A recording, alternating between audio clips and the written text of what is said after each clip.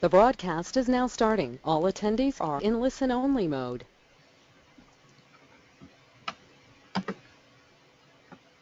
Hello everyone. Thank you for joining the final session in our Omnichannel webinar series with Retail Pro and Unite You. Today we have two different case studies with two separate retailers. We have Maine Blues CEO Topher Mallory. Unfortunately, at the last minute, Topher was unable to join the live webinar, so we have a recording of his findings from the different aspects of Omnichannel that they implemented in his business. On the live webinar, we do have the web manager of Eric's Bike Shop, Graham Bloor. We have our two moderators today. We have Alexandra Frith from Retail Pro. She's the Director of Marketing. We also have Shemaine Das, who is the CEO and founder of Unite You. At this point, I'm going to go ahead and hand it over to Alexandra, who's going to kick us off talking about the benefits of Omnichannel. Good morning, good afternoon, everyone. Welcome to the last installment in our webinar series. And those of you who are joining us not for the first time know that we've talked about all the different things that the retailers have done and hope to do with Omnichannel moving forward. And the reason for that is because there's many benefits on different sides of the organizational spectrum and on the side of the consumers as well.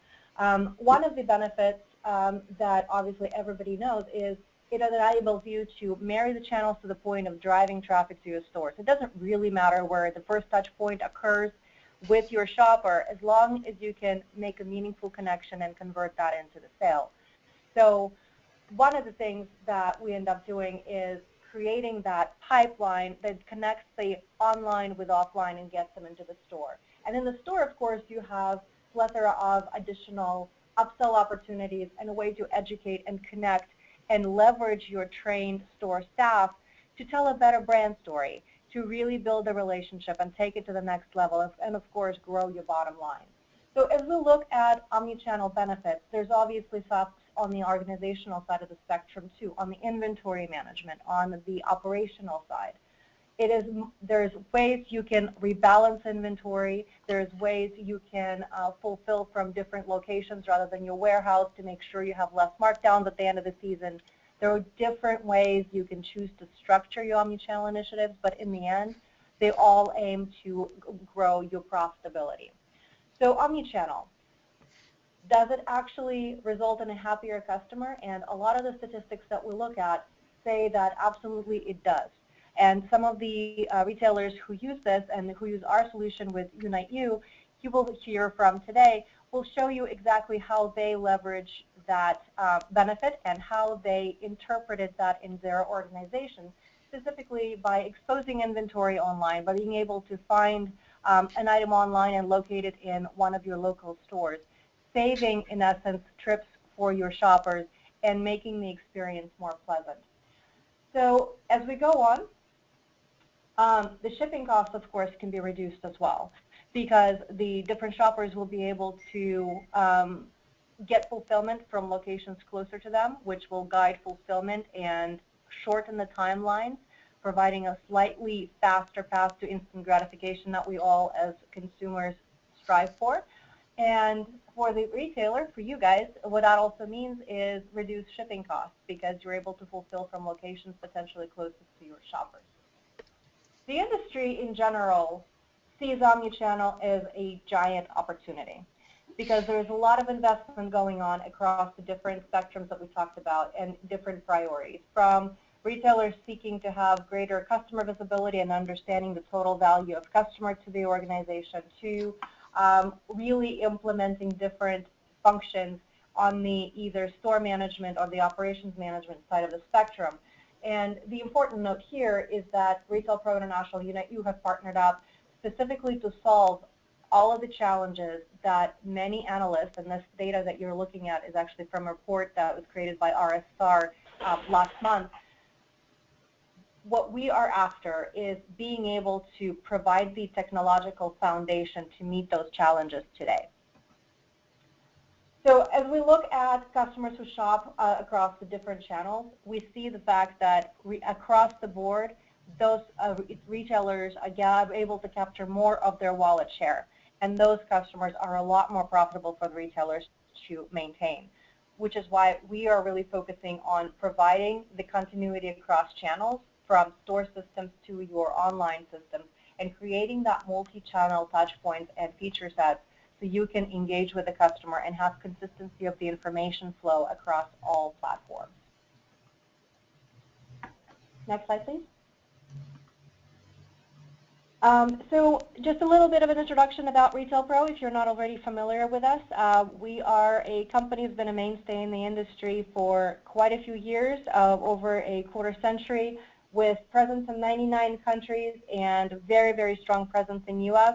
We live and breathe retail. We live and breathe supporting our customers through the trend changes, through their strategy evolution. So what we focus on is providing a consistent platform for retail and platform that can evolve and grow as your priorities change and maintains that flexibility through the years.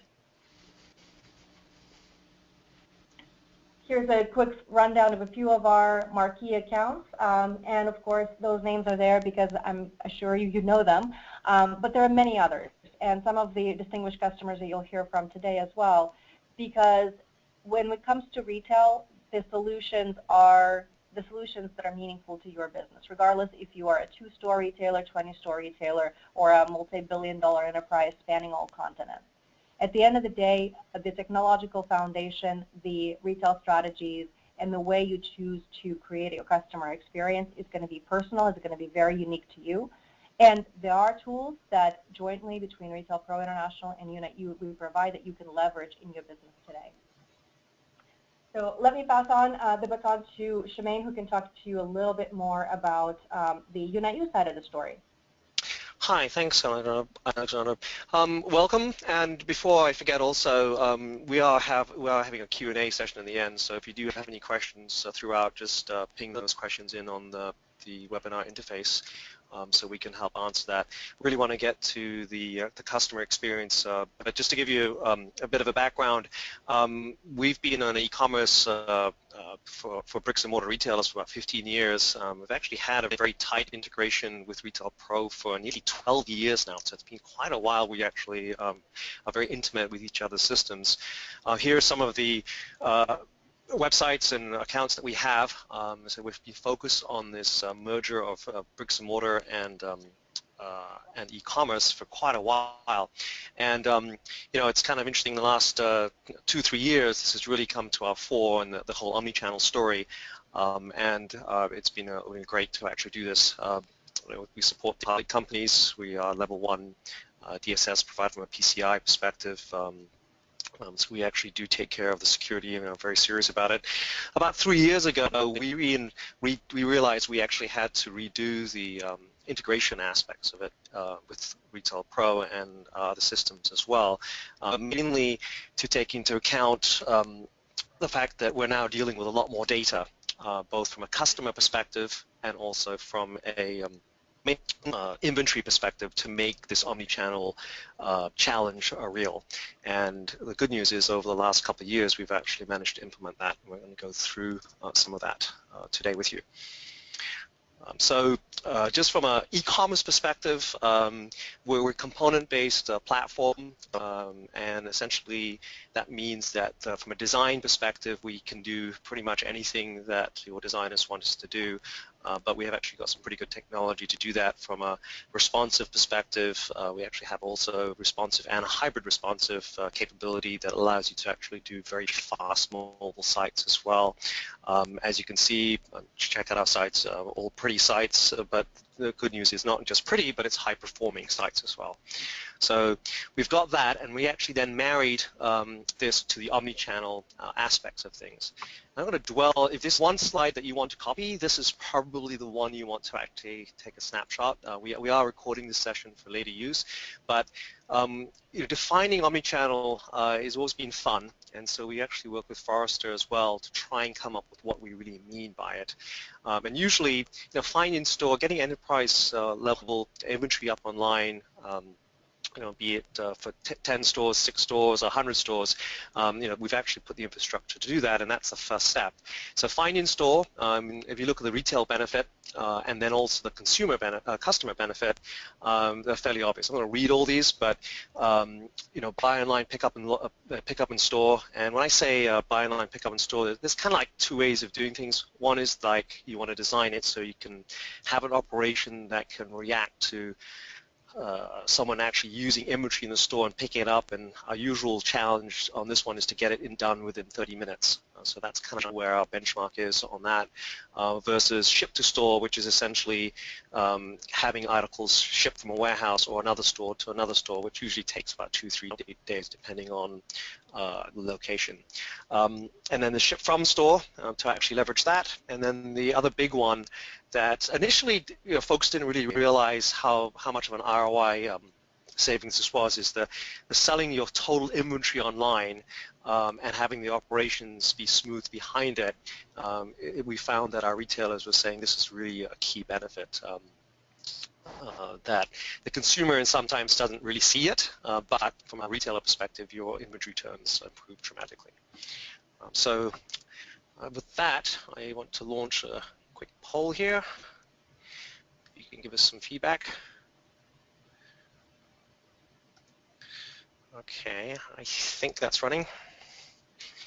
I'll give you a few minutes to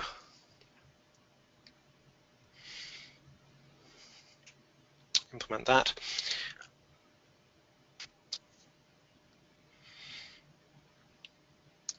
Hopefully everybody's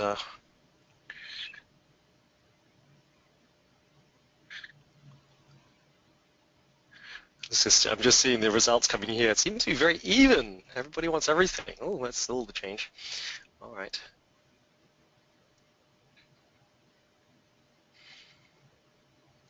All right, I'll just give that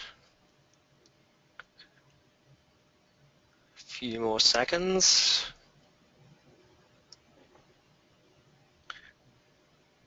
All right, let's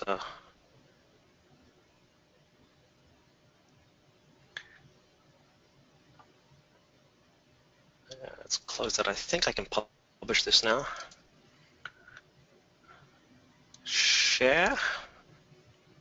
So interesting enough, well, actually 73% of you, selling online store inventory was very important. But again, that's very interesting.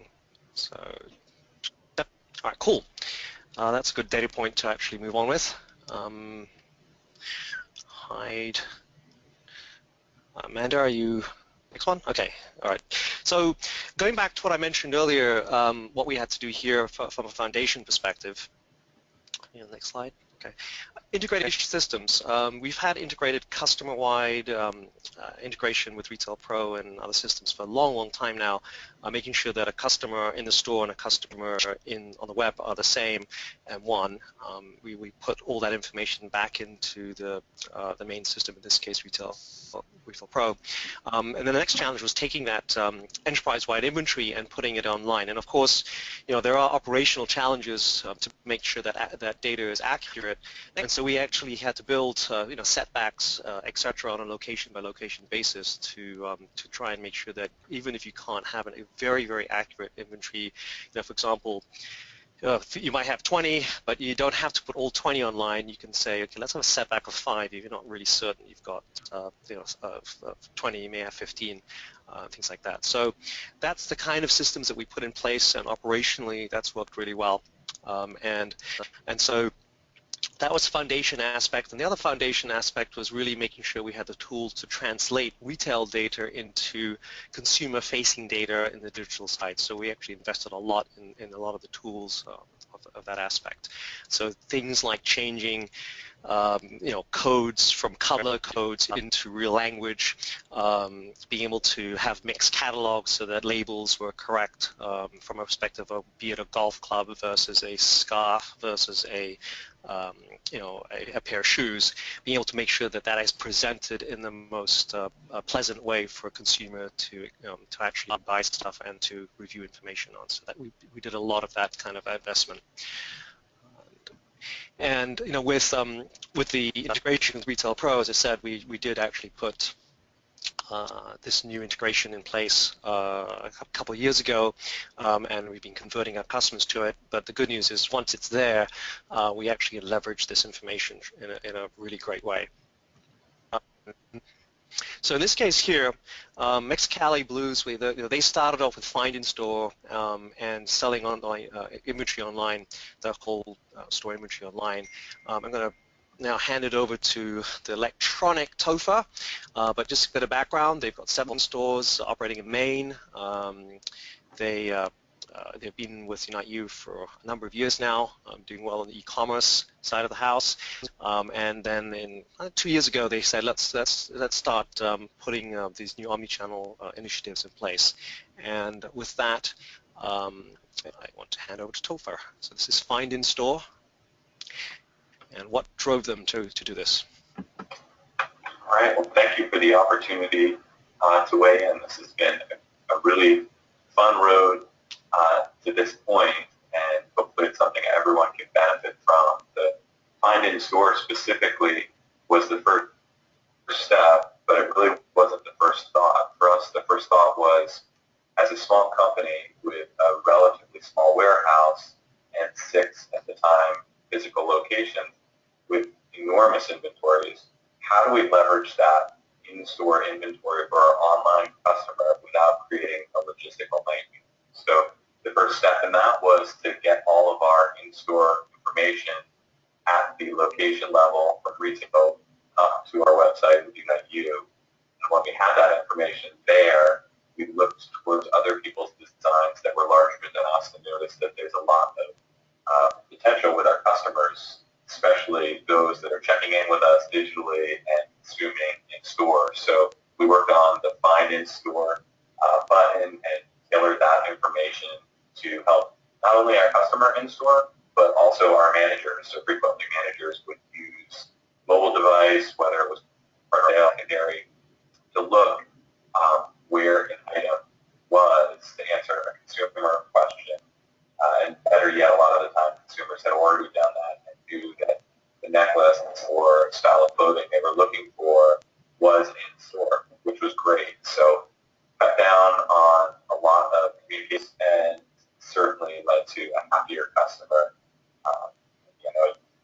It's near impossible at our size to really track ROI in store, but anecdotally, the amount of feedback we got from customers about knowing something was in store and not having to run between our other locations was huge. Our locations were within 15 or 20 minutes of one another, and a lot of the time we would be using our Retail Pro data on site to shuttle customers between locations, or for us to use our delivery vans to bring things as custom requests to customers.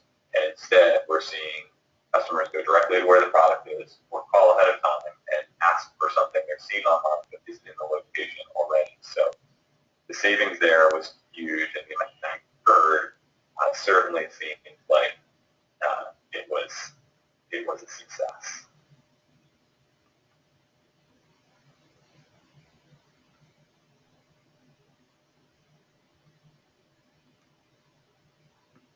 Oops, I have to cut off mute here.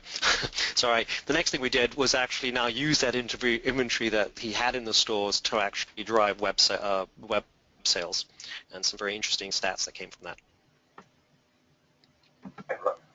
Like I hinted to in my first answer, this was really largely the starting point for us. We looked at our website and noticed how it wasn't reflective of the opulent in-store experience, and the thing that was missing was our inventory. It wasn't in our warehouse, especially when we were down to the last handful of pieces for top sellers. But we still weren't selling down to zero because we could never perfectly optimize where something was. But if we could bring it all to the web, we could bring it all to a qualified consumer who wanted that item. So this was really the catalyst for both of these changes. We've been working on this for about 2 years theoretically now and doing a lot of it manually behind the scenes. The amount of time it took was staggering, but so were the sales that it created.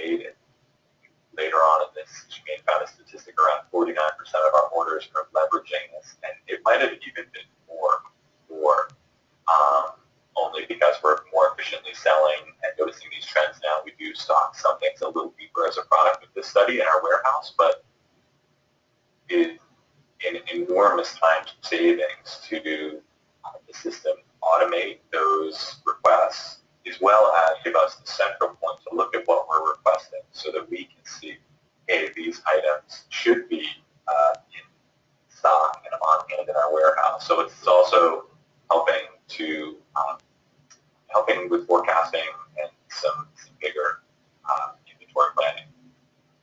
The last point on the challenge is the real-time capabilities. This is an enormous one for us. We're not a 24/7 business. We're under 100 employees. When we were doing this manually, we would wake up in the morning, or an employee would jump right on this first thing. But they would be working against the clock. The store opened and we started selling things in our brick-and-mortar setting. There was always the chance that we could sell what had already been sold online. This created an enormous run of small, discouraging moments with customers in the holiday season when we had top sellers committed to online orders and could not find them anywhere company-wide. When we moved to a real-time format, that manual component being gone, an employee in each store is assigned to a scanner that is capable of retail tasks, automated emails. They go around the locations, sort for, and select those items first, then look the back stock in store, and all of the prior days e-commerce requests or orders are filled with products. So we've eliminated almost 100% of that problem from the manual version. For managing the locations, we've worked hand in hand with UNU to create a per location set of settings that allows us to either include the inventory or not, the overall, to include the location in the transfer availability or not. And just those two settings allow us to optimize based on our schedules in store. So if we have an upcoming sale or something where we know we're going to be in a pinch with staff and want to provide the best in-store experience, we might shut that inventory off from the aggregate, but leave it on as a worst-case scenario for the transfer. So in the event that we receive a big run, it's still there, but we would probably put it as a low priority, so it's the last store to be checked. And again, we would take its inventory out of the aggregate so as to create a little extra buffer. And we also have a setback and something separate from this, but in this by location set of settings, we're nimble and can make changes daily based on our in-store needs as well as our delivery schedules. Once we have a particular location set up, you can change, we don't do it regularly, but who gets requests. So in this screen, you're seeing what we have as options for notifications. We use in-store, a simple email. We do not currently have our in-store team accessing the portal. They just get an email from the portal, and this is where we set those addresses. We have managers as well as the store scanners being emailed, and in those emails they have a button when everything is said and done. They click a link and then manage reporting through that screen. Once an order has been filled at the store location, in the tracking screen you're able to see what that status is, and this is also updated as orders are shipped, so you're only looking at what is currently either at a location, requested, or in transit. In synopsis, selling from a store inventory online is affecting over 49% of our orders currently, and that's after improvements. So I wonder, before we really started looking at this, how many potential orders, when we didn't have store inventories open, we lost. And when we were doing this manually, how many it might have affected then. And I'm looking forward to seeing how much more we can leverage the current inventory we're seeing a number of sightings sell zero before projected.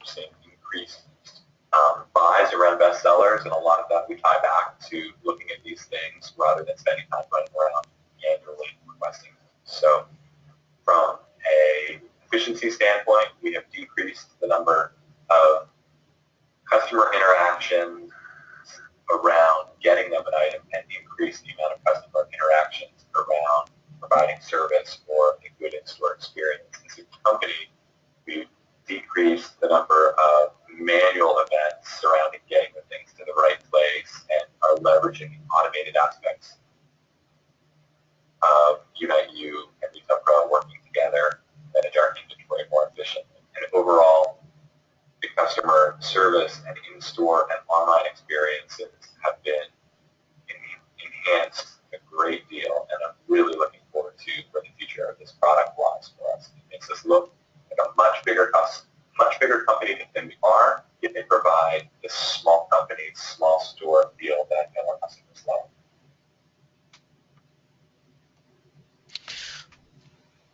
Okay, so I know we do have a second poll here, and I'm going to launch that one. It'll take a few minutes.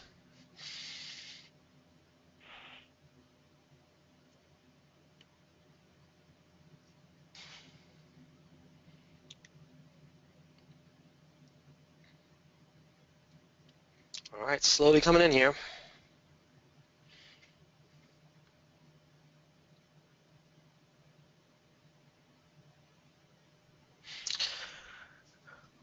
Yeah, it's quite interesting when we were doing this with Toph and the team. Getting feedback on the operation was really key. We actually tied some developers with the operations folks, and it's interesting. One of the things that we wanted to avoid, for example, was that email link. They wanted to avoid them actually having to log into a different system. The fact that you could actually email this or text this also to their mobile phones meant that they could just click and say yes or no. In fact, one of the things that we've added with feedback is that you saw the link there just for yes, I've done things. They can also reject it to say yes, no, we're not doing this. I can't find it fairly immediately. So once we get that signal, we actually look to the next place and message it out that way. So that was good feedback even within the first few weeks of launching.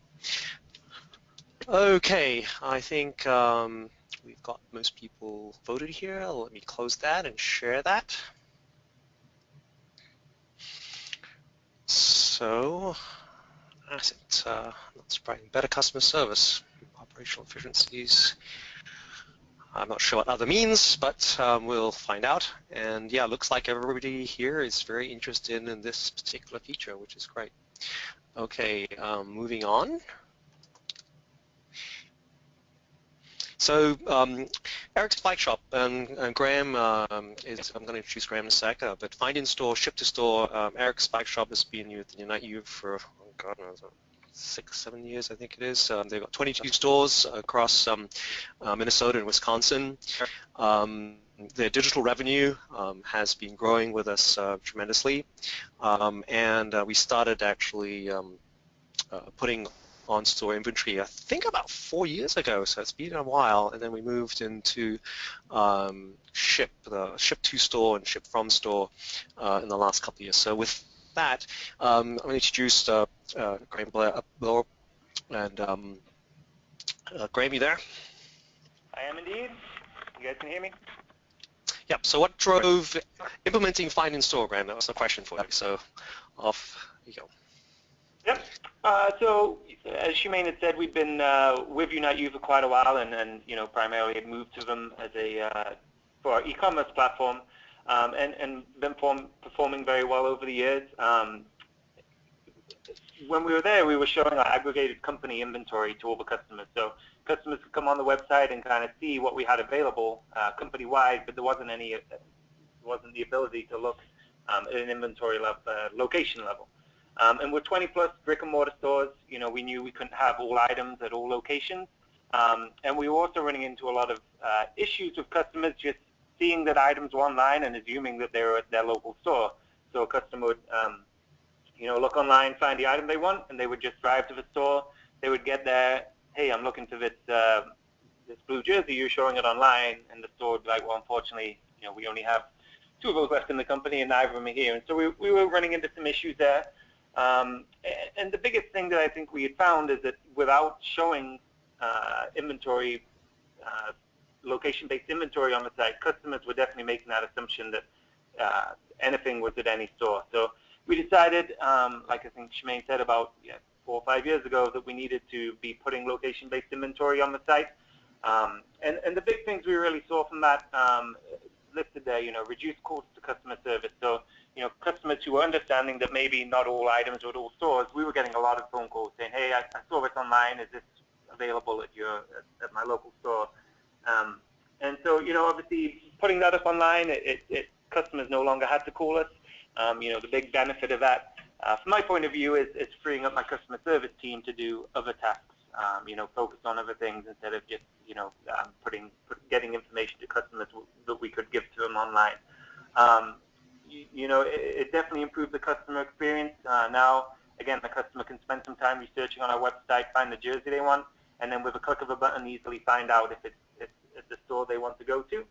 And the most important thing, I think, was, again, setting that customer expectation that, if you're on a page looking at a jersey and you can click a button and see, oh, this jersey isn't at all stores, it's at this store that's 10 miles to me, I can drive there, or, it's not near me, I'll find a different jersey that's going to work for me.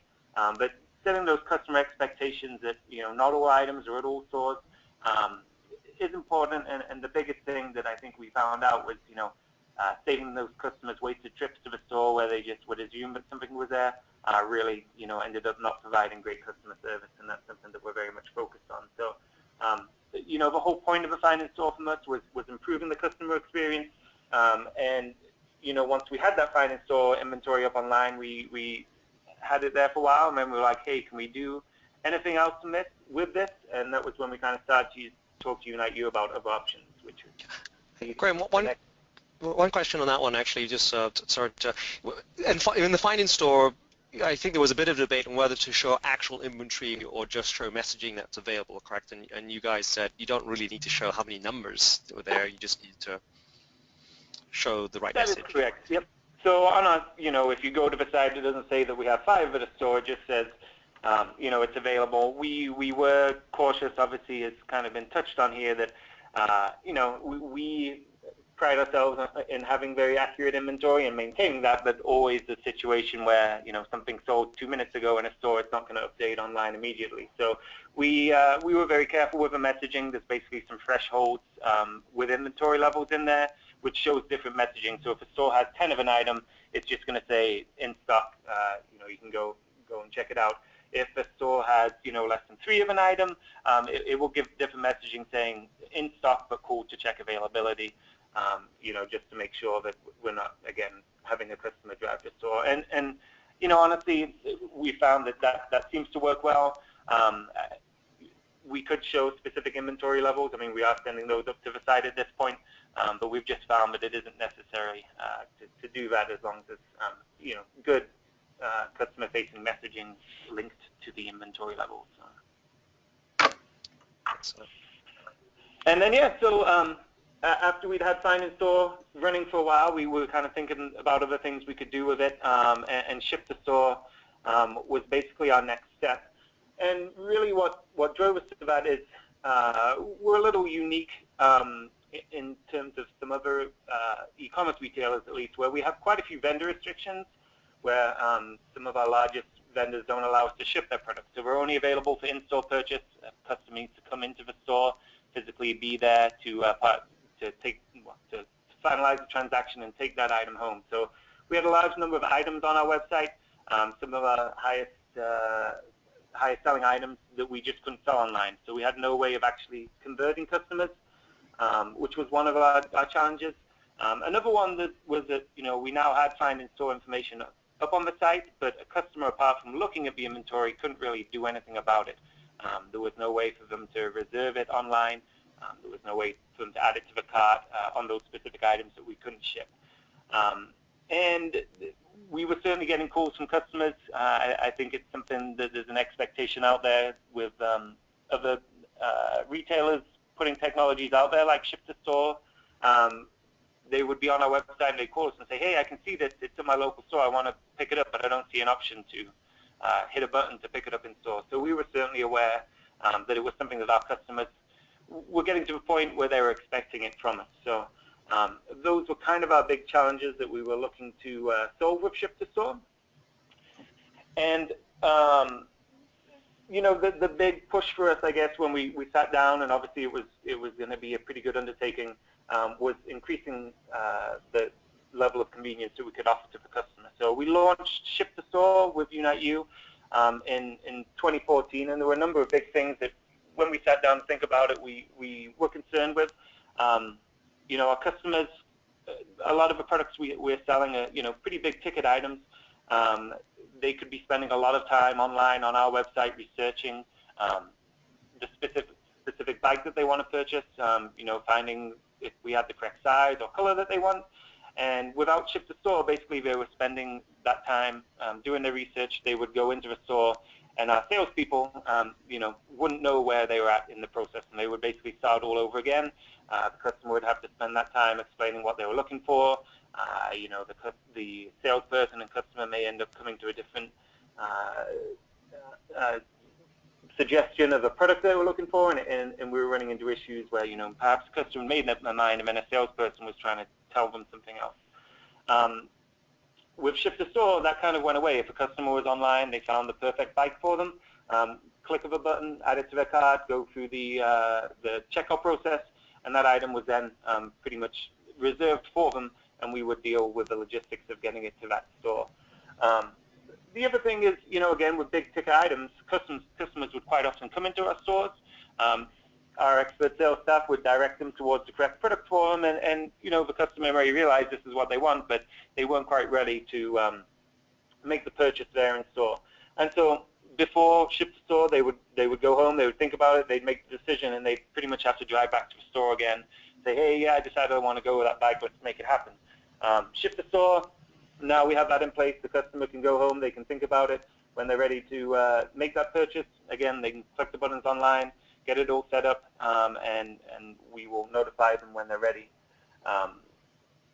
And the final thing that, well, not, one of the other things that we had was customers not being able to really, or there wasn't an easy way for customers to notify us that they wanted to move products around. So they could click the sign in store, see an item wasn't at their local store, but short of calling us or calling the store and saying, hey, I want to pick this item up at a different store that it's located at, there wasn't a way to do that. And Ship to Store, again, gave us the tools so that we knew that the customer wanted to move this bike to a specific store. And again, we kind of jump in at that point and take care of all the logistics so we can make it as convenient as possible for the customer. And one other point that you know, we run into a lot is, again, with especially bikes, and we sell a lot of snowboards and skis, they require some professional setup. And so a customer comes into the store and makes that final purchase, that item isn't necessarily going to be ready to pick up and go right there. This, again, just increased customer convenience. They can purchase it online. We do all the tuning or setting up of the item and then notify them once it's actually ready to pick up. So they just walk into the store, show them the slip of paper to notify the store that they're approved to pick up the item, and they can walk out with their new product. So, yeah. Yeah, actually, on that last point, we've heard experiences that sometimes a non-clean pickup is more opportunistic. The fact that you can actually make sure that you know, if it's a pair of jeans or something like that, you can actually get to try it on and have more of an opportunity to sell. But at that time, the mission of the website to get the customer into the store with something that at least they thought they want is really achieved. Sorry, Graham, keep going. We do definitely see that. You know, we'll see customers, especially when there's some specific sizing items with bikes and snowboards. Again, they'll check out online and we'll get it set up, and they'll go in, and the salesperson will be like, you know, hey, this probably isn't the best bike size for you. And again, it just gives us, you know, we've already at that point connected with the customer, and our salespeople have the tools they need to interact with the customer and get them what they need to make them happy.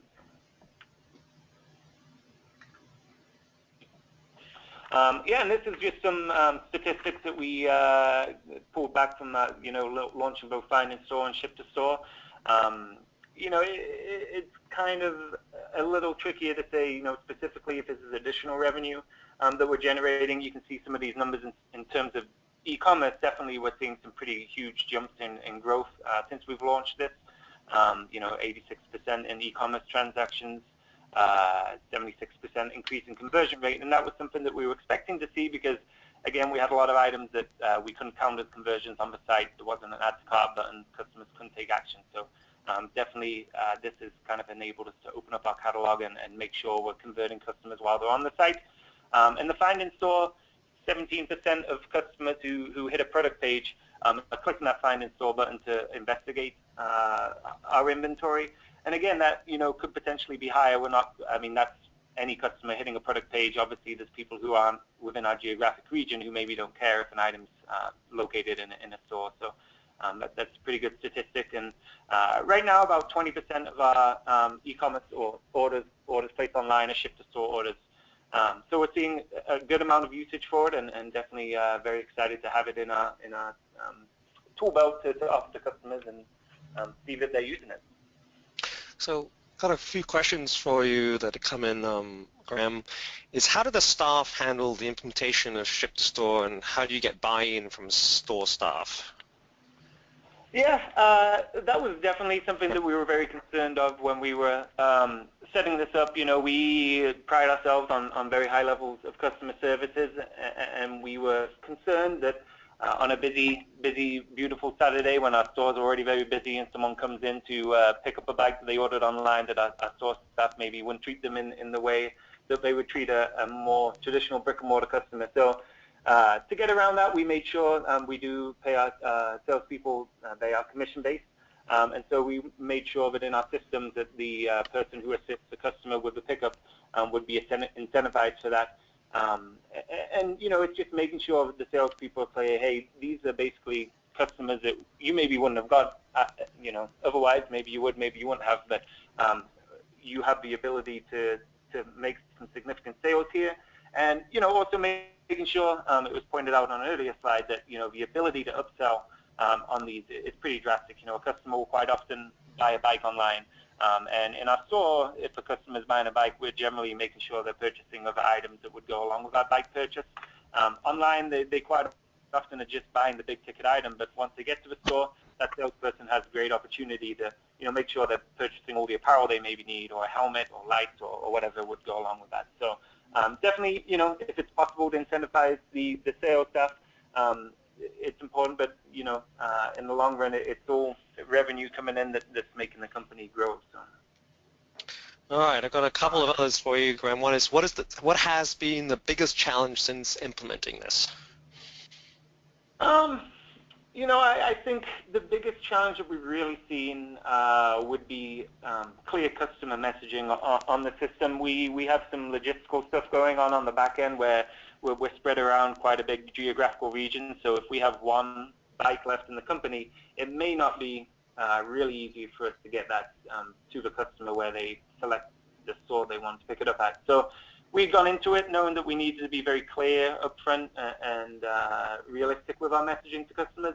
But we found out that customers aren't always going to read everything that you put up on the site. And so we did get to a point where we were having some issues with customers saying, hey, I was under the impression I was purchasing this, it would be ready to pick up in a certain time frame.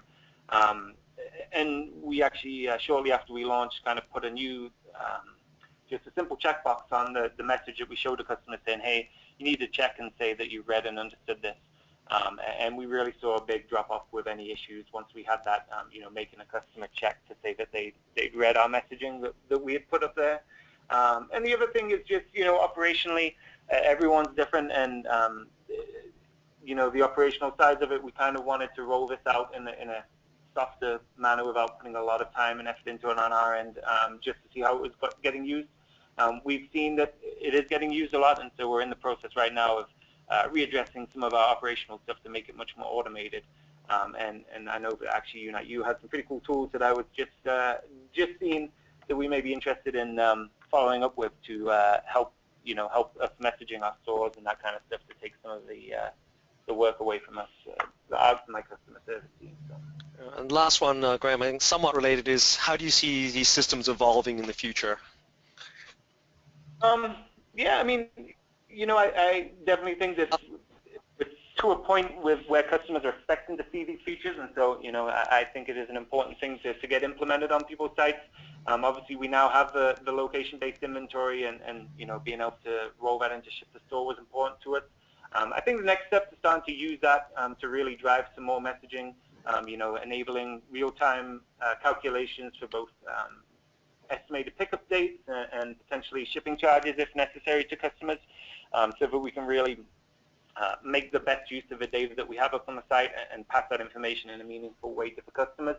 And then, yeah, like I just said, some of the automated messaging that you have going out to stores, look like the Maine Blues, is something that we would, you know, certainly be interested in too. Being able to use that and cut down on any manual calling of stores or messaging of stores would be great if we could start to use that to drive some messaging for our store staff too. Thank you, Graham. I appreciate that, and also, you know, as I said, the journey continues on this one as we work together very closely with our customers to try and solve these things. I think we're going to hand back to Alexander to do a bit of a wrap-up here. If you do have any questions, like I said, I got a few, but if you want to actually type those questions in, please do so at this time. So back to you, Alexander. Thank you, Shemaine, and thank you, Graham. So just to wrap it up, I'm sure you remember about nearly 40 minutes ago we started out this webinar looking at the statistics slide, and we really wanted to come back and show it to you again because the reality of it is there's a lot of opportunity when it comes to distilling what does omnichannel mean to you, and putting that into practice in your organization, whether it be in your staff management strategies, whether it be in staff training, whether it be in technology. And the point is, it's all available to you today. And it's something that we've seen implemented across various retailers. We've seen it done successfully, and we are very happy to be part of that success. Both Retail Pro International and Unite You work together to make sure that you have the tools and the foundations necessary for your retail strategies, and it supports across all Retail Pro product lines. So regardless whether you are a Retail Pro 8 customer, Retail Pro 9, or Retail Pro Prism user, that solution can be yours, and we're happy to help you implement and discuss your vision and plans for the future. So that said, if there's any more questions, please send them in now. Otherwise, you'll see email addresses for both of the companies on screen momentarily, and you'll be able to reference them in our follow-up communications as well. Thank you for joining, and looking forward to hearing from you. And thanks again to Mexicali, Topher, and to Graham as well. I really appreciate this, and for all of you paying attention. As I said, we will have this session recorded and available if you want to communicate back to us for that. Thanks very much.